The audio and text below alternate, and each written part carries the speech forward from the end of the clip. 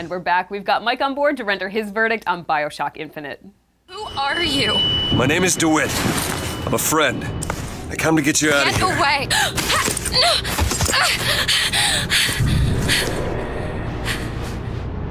Are you real? I'm real enough. What does it take to reach the zenith of a medium, to soar to the upper echelon of what we envision an art form to be capable of impressing upon an audience, where we transform what we think it means to experience a game? Hyperbolic? Absolutely. But in honesty, the Bioshock franchise represents that pivotal watermark of where we break free of the confines of what we think is possible of a medium. The Bioshock franchise is our Citizen Kane, our Don Quixote, our Starry Night. It is the closest that has come to realizing true dominance in an art form. But is it? Bioshock 2 was arguably the fall from grace from what was imaginable after the first Bioshock stormed into the consciousness of gamers.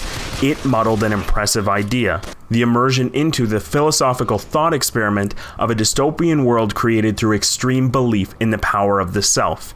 Bioshock is a game that challenges its audience to rise above the ideas of what one might consider a game and become immersed in an experience of what it means to hold an idea and how far one must go to defend it. Bioshock Infinite aims are supremely simple and dauntingly complex. Return to the glory of the original setting of Rapture. Capture the audience into one of the most demanding storylines ever envisioned in a game, and wrap it in a title that's approachable to a broad audience. So the question is, can Infinite meet those lofty ideals? Come on! Are you gonna throw it? Or are you taking your coffee black these days? Bioshock Infinite puts you into the role of Booker DeWitt, a man who is tasked with finding a girl to be found somewhere in the floating fortresses of Columbia, Infinite's new and gorgeous setting. Booker is the first break from the silent protagonists that are typical of Bioshock and System Shock titles. Booker himself is a troubled man that is motivated to absolve himself of the wrongs of his life, and the ultimate means of doing so is to find this girl, Elizabeth, and bring her back to two mysterious strangers in New York to repay a debt. How do you do it? How do I do what? Forget.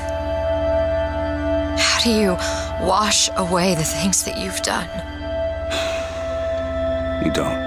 More so than any other game, Bioshock Infinite throws you into a world that you know is just not right. While your initial impression of Columbia is that of a strikingly Puritan and impressive society, Irrational Games has shown that they are masters of creating an environment that speaks more about what is going on than dialogue ever could. As you walk through the initial streets and skylines of Columbia, it is obvious that this world is a facade for something much more sinister, and this becomes fully apparent when you finally discover Elizabeth, locked away in a tower from the rest of the world. Elizabeth is one of the most stunning and engaging characters in any video game to date. She possesses the intelligence and courageousness of a character like Ripley from the Alien films, meanwhile balancing the poise and naivety of a Disney princess. Elizabeth steals the game along with your heart and creates one of the most powerful connections I have ever experienced to a character in a video game. Once you've found her, she rarely leaves your side, through combat and through exposition, and the game is better in both regards for it. I had a role in this catastrophe. If you want to pretend that we're purely innocents in this, then that's your prerogative. But that's just it. Bioshock Infinite is in fact a game. However, it is one of the best examples of where the line between story and gameplay blur in such impressive fashion that you both want to race to find the next part of the story, yet explore the world for its hidden details. The power and the beauty of Bioshock Infinite is that it is a game that gives you as much as you put into it. While rushing through the levels will certainly reward you with an impressive story, delving into the world will allow you the opportunity to explore a story that few games are brave enough to attempt. A game that will explore themes of religion, race, and human nature without being heavy-handed or dismissive. The best part about Infinite is in its story, and it's a story that can only be fully explored through a game.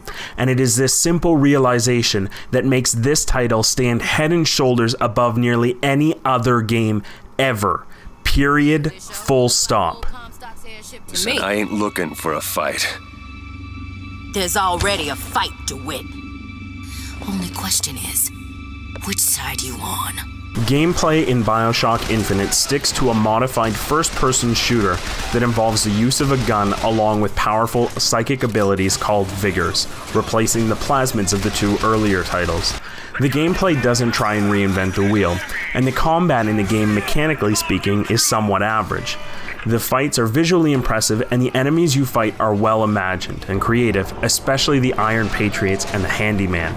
However, the limit of 2 weapons and switching between the various vigors is a clunky break from the action in the fight.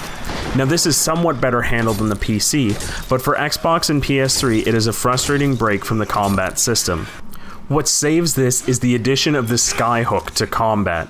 The Skyhook is a device that allows you to traverse the fragmented airships that make up Columbia and move combat into a 3-dimensional space that creates for some imaginative acrobatic feats. Overall, combat does tend to drag near the end, as you quickly become much stronger than the waves of enemies you tend to face. To its credit, Infinite also leaves out a multiplayer campaign. Fantastic news for when you consider what a dreadful addition it was to Bioshock 2. The world that Irrational has created is jaw-dropping, and while it lacks some of the atmospheric fear that made Rapture so impressive, it more than delivers on the ability to create life in a game environment. And what I mean by this is at no time have I ever played a game that I didn't feel the game world wasn't specifically created for me. Columbia seems as though it might exist even if there were no game to be had here at all. It is dynamic in the NPCs that exist around you and complex in that while it's easy to navigate, it doesn't feel like the game forces you through a linear path. From an aesthetics perspective, if you have the rig to run it, play it on a PC, as Irrational has gone out of their way to improve visual aspects of this game, and on aging console hardware, this game chugs and sputters through some of the more over-the-top set pieces. This game has been one of the most enjoyable, thought-provoking, and impressive games that I have ever played since the original Bioshock. Infinite has been an absolute blast to play, and let me tell you, once you get to the end, you may drop your controller and just stare blankly at the screen while you try and take in all that has just happened. As much as any gamer, I want to show people that this is a medium of real cultural significance, and Infinite is the perfect game to hand anyone and say, this is why I play games. A true powerhouse in every sense of the word. And whether or not you're familiar with the Bioshock universe, you would be doing yourself an absolute disservice not to play this game to the conclusion. Forget grades, letters, or scores. What you need to know is this game deserves and commands your attention.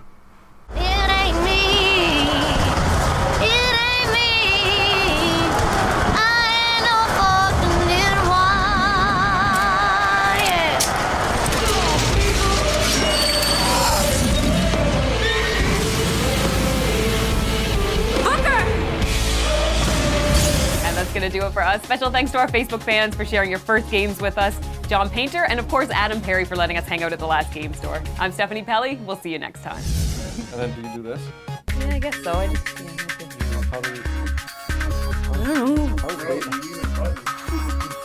I'm so confused right now. Maybe it's just...